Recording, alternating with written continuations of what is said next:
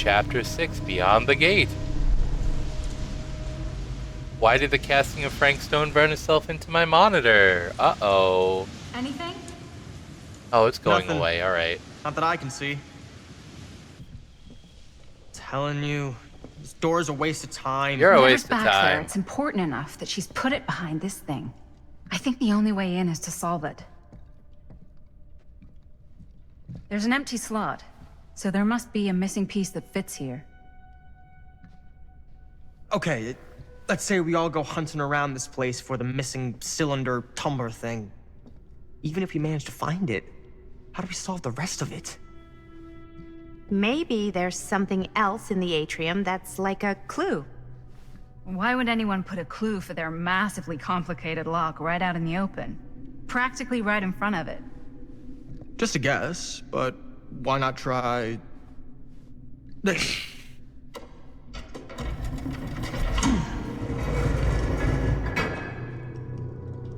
Good guess. Well, I wasn't actually expecting that to work. Almost like you knew.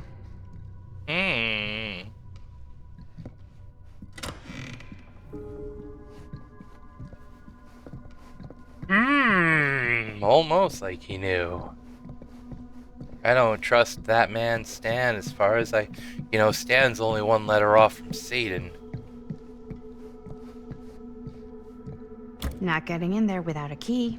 Here you are, just fucking pull it up. Break her shit. She's locked you in a weird murder house. Break her stuff, it's fine. You can go home to America before the cops put out a warrant for you.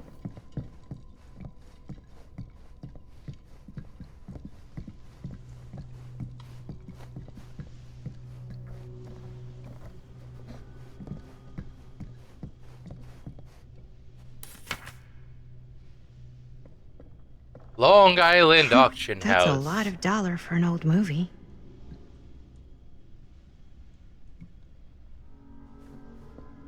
Augustine Lieber, Gerard Manor, Lot 106. Description: 8mm film. 10 large, 12 large she pulled for this shit. Whoa, why is this in dollars if it's in the UK and not in pounds? Wait, New Netherlands, wait, what was it? Oh, it's in the Netherlands. I don't know what the Netherlands uses. New Amsterdam. New Netherland.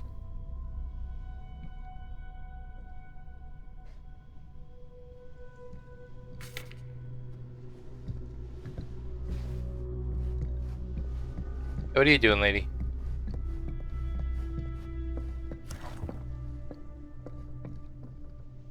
Movie review: Murder Mill. Reviewed at the Second Fiendish Desires Fan Festival by your correspondent, Rabbit Hound. At first glance, the only real issue with Murder Mill is its unskillful composition. Cinematic equivalent of your sister's kids putting on a play for the family before Thanksgiving dinner. The film sadly begins to dissolve into a vehicle for the filmmakers to not scare us, the audience, but instead show us how many other better horror films they've seen. The thing is, these aspects are not unusual in the genre and have, more or less, become par for the course on the festival circuits. What was unusual, however, was the oddly unsettling feeling that blanketed the 10 p.m. audience from the first frame. And I honestly cannot explain why. The overall sense of dread that evening was palpable and unlike anything I had experienced before or am keen to experience again.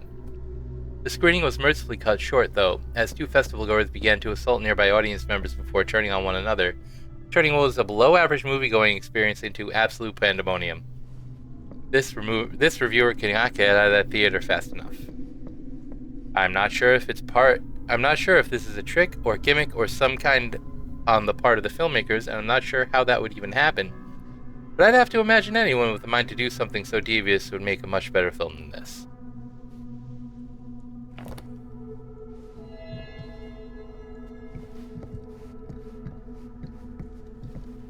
A very thick fanzine. Hey, who are you? Oh, it's Legion.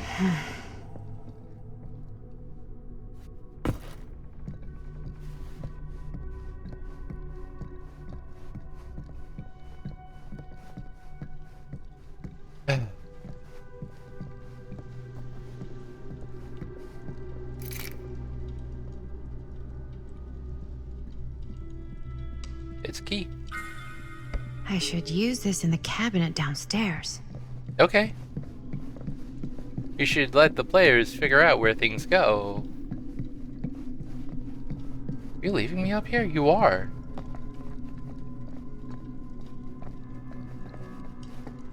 I push you down the stairs, mommy friend.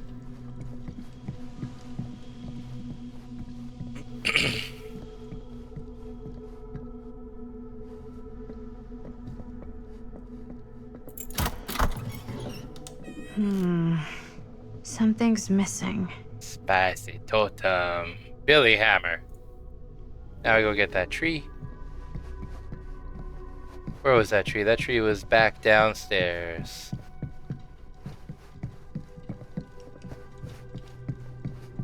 I can remember things that happened 2 hours ago.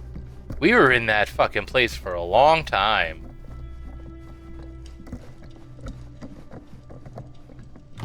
You're coming with me, buddy.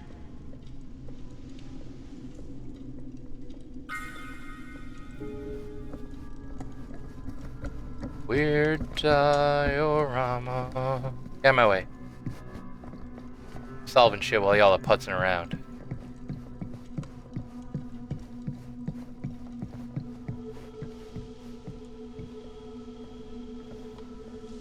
Oh, it's a wild reflection effect.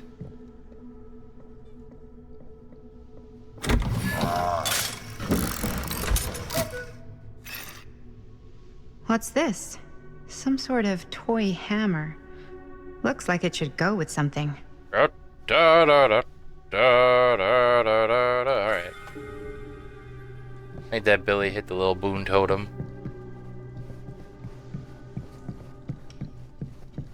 No, please don't throw up on the okay, he's gonna throw up on the couch. Hang on. Oh, I was too late. Pause. We're back. My cat threw up on the couch. It's all clean now, though. Let's put a hammer in Billy's hand. One hillbilly and his hammer reunited. Okay, time to unlock that gate.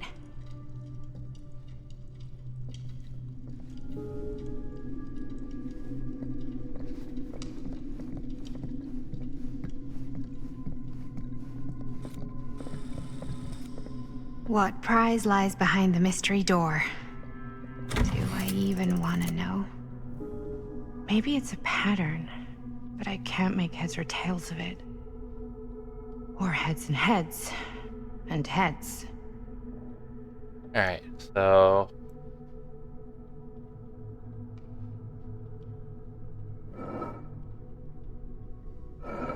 Oh yeah, we got... skull. Yeah, that thing. What is that? We got a house. Alright. We got that. We got the play with your food. We got a tree. We got a Legion. We got a Billy. Oh, okay. Huh. That was not so bad.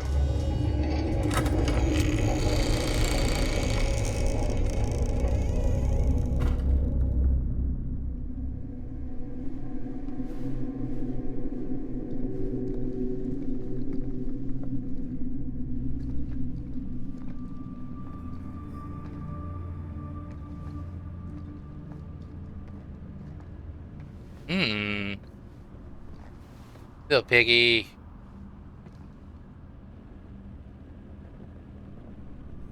This is a Well? cozy room. If you were hoping for some insight into how Augustine's mind works, think you got your wish. Hooray. I don't know what I expected, but it wasn't this. Let's take a look around. Be careful. Take a look around. That's the bunny mask we saw at the antique shop. It's like a museum for... I have no fucking idea what. Something unearthly for sure. Mothman!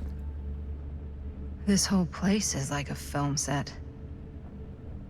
Akkadian demon, Mesopotamia, 23rd century BCE.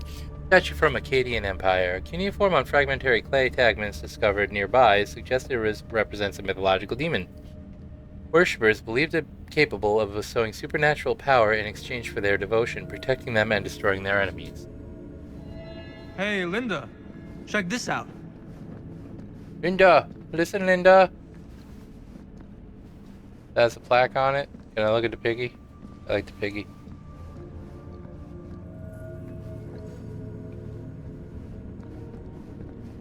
What you got? These mean anything to you? Yeah, actually.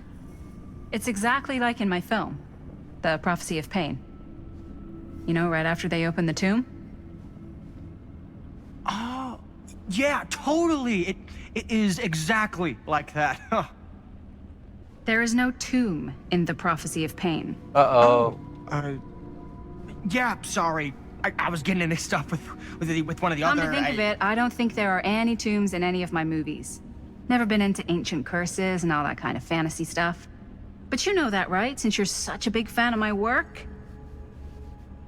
Okay, look. You haven't seen a single one of my films, have you? I am a fan of your reputation. Sure. Honestly, just when it comes to movies, I'm more of a kind of guy. Like, crowd pleaser. Is it Cliff Barra? My films examine the persistence of evil in the heart of humanity. I'm sorry they're not crowd-pleasing enough for you. But now that you've shown your hand, why don't you tell me how you actually came into possession of the film? Crash and burn, buddy. Well, if that's what you want to know, I'm afraid I am gonna need something in exchange.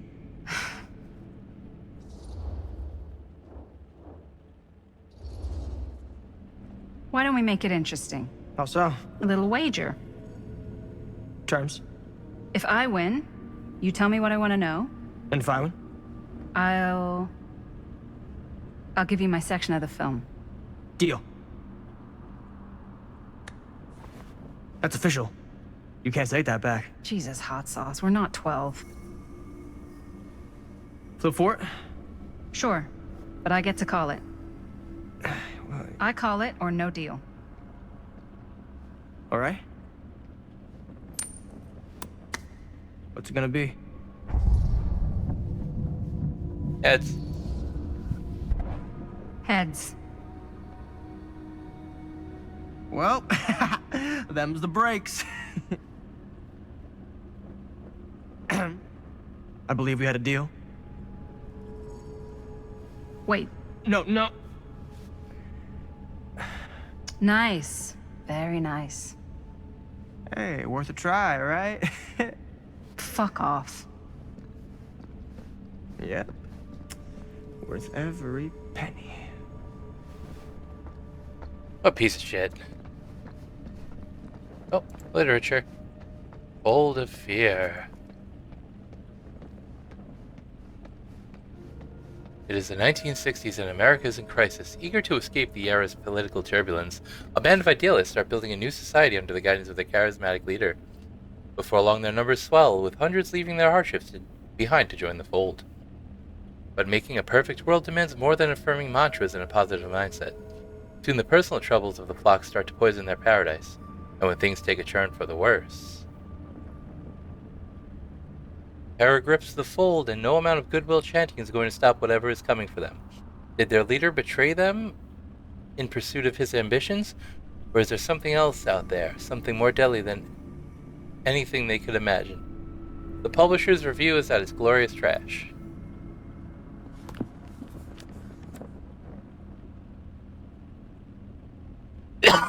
Getting back to the settlement would have been easy a few hours ago, but the starlight was now suffocated, strangled by the storm clouds. Beatrice could neither see nor hear whether she'd been followed. Now with the air so full of driving rain, as well as the crackling of crows cutting across each other quickly enough to sound like mocking laughter. Their cacophony never seemed to fade, no matter how much distance she put between herself and the stage. At least she couldn't hear the squelching, the slithering, the screaming. Yet still she pushed on through the roaring darkness. There was no way she could stop. Not now, not when she had no clue where that thing might be. The thing the Stamper had called, conjured, created. Now when the memory of it rising from the sledge and ripping Ron apart was still burning bright in her mind. Oh, is that the dredge? Something smashed against her shoulder, sending her spinning, tumbling backwards into stones, sliding down into shallow salt water with a noisy splash. She landed with a painful cry. The sharp metallic taste of blood filled her mouth, and she released an awful scream as her nerves began to burn. She tried to force herself back up, only for her bad ankle to buckle. She dropped down with a scream of pain. Beatrice reached for rocks for support, trying to find purchase, but her grasping fingers met only what felt like sinew, and spines and sludge. For all the tears beginning to fill her eyes, she could just about see the Drune's form looming over her, still dripping with the mud it was born from and the gore of her friends. The clouds closed above, the rain beginning to draw once more. A knotted appendage of the monster's loathsome form caught the distant half-dying light as its body moved to strike. No, that's the hag. Whoops. Oh, maybe that's the dredge. I don't know. A fiction book in this world, but maybe a dark reality in another. Hi. How you doing?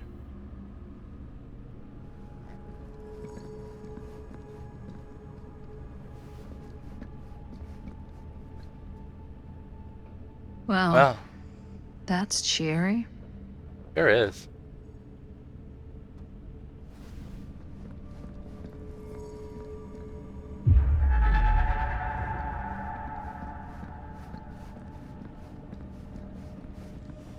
Should go get that before I accidentally advance the plot. There it is. There you are, you little succulent morsel.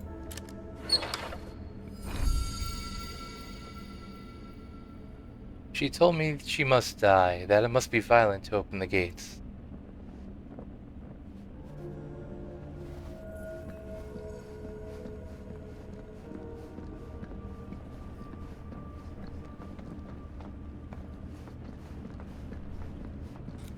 Nope, that advances it. Oh! Is that dried blood? Yeah, it sure is. That's Frankie's mask.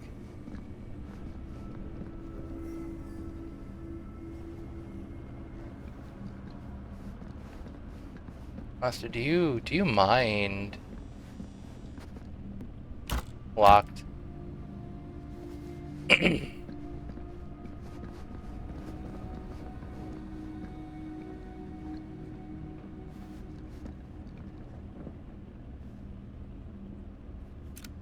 I am speaking from the Trade Winds movie theater on Texas Avenue, where we are witnessing some sort of protest, or I don't know. All I am able to report at this point is there have been several attacks on the general public as well as police and medical personnel.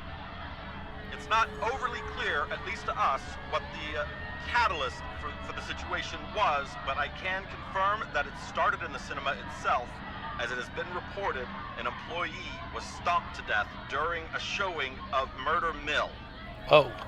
From here I can see considerable damage done all around us, and police are currently doing their best to control this crowd. Okay. Oh no, okay, now there is an arrest taking place, and several people are moving in, storming the officers at every side. Oh my Sorry. God. Oh my God! Okay, that was an explosion. That was an explosion. I can't see. I can't see. Oh my. The police have now opened fire. It now sounds like the police line has been broken, and I can't see anything. Oh my God! Oh God! Holy shit. Your movie was that bad, lady.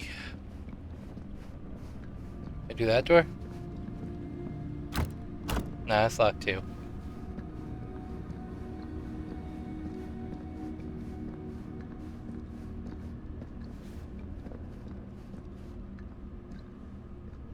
That's like Lucifer cast out of heaven. That, I think, is from the Fiend Folio 1E. Alright, let's open this fucking table up. I think I've seen everything that there is to see here. Oh, there's another door I missed. It's also locked, monster. What do you think about that? Yes, I too am speechless. This is... No. There's no way. It can't be. Hey, Linda. You should really come see.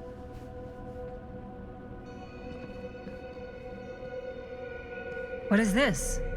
It was just displayed here, open to this page. Talismans.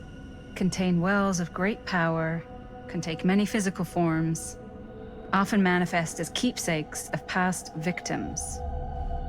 Victims? Keepsakes of past victims, which can become protective talismans for those who bear them. What do you think it means? I don't know. But it must be important to Augustine if it was left open on this page. Maybe it's...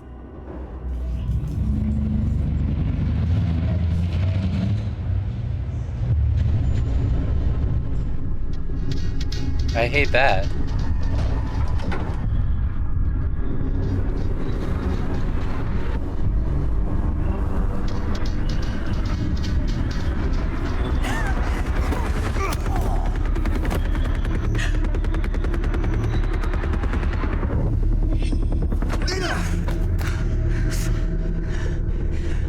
It's Sam! Sheriff Green!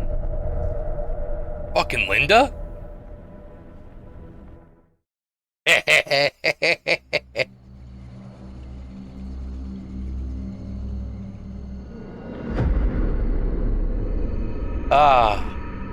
You know what? We're gonna roll. We're alright, I've been breaking them up. We're gonna stop here. That was chapter 6. Except he doesn't even question see you in a anything you tell minute. him anymore. I mean...